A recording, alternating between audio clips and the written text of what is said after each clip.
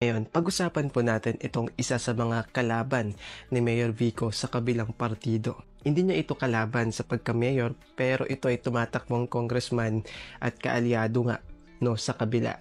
At dito, kung saan ay meron siyang sinasabi, pampabastos, malinaw na pampabastos sa mga solo parent.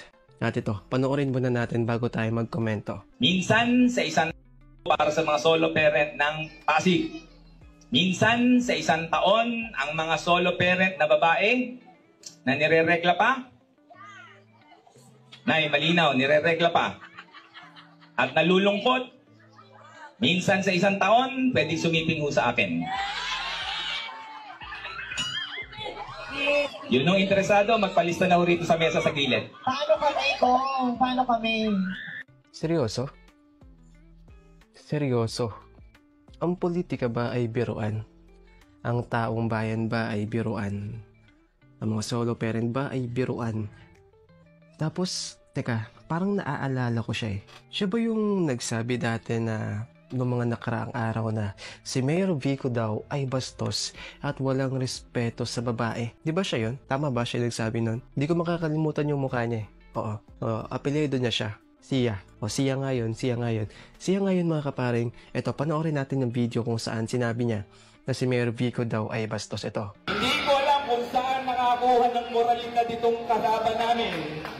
Pero sa kumbento, ang itinuro sa amin, ang mga babae ay dapat igalang at mahalin. So yan, malinaw na malinaw.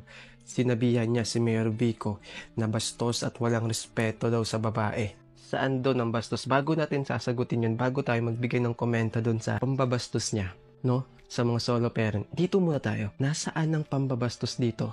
Kasalanan ba ni Mayor Vico kung huli dumating ang amo mo? Kung huli dumating ang pambato nyo sa pagka-mayor? Kaya ang ginawa ni Mayor Vico, imbis na mag-antay, nakipag-shake hand, nakipagkamay sa hangin, walang pambabastos doon. Yung sinabi niya, yung mga solo parent daw na kahit isang beses sa isang taon, pwede raw makipagsiping sa kanya.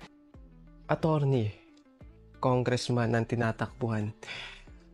Nakakalungkot lamang po, mga kaparing, mga kababayan, na ang politika natin ay punong-puno ng kalokohan at katatawanan, 'di ba? Kasi nga nasanay tayo sa ganong sistema. Ang politika ay ginagawang katatawanan, kabibiruan, hindi siniseryoso. Tapos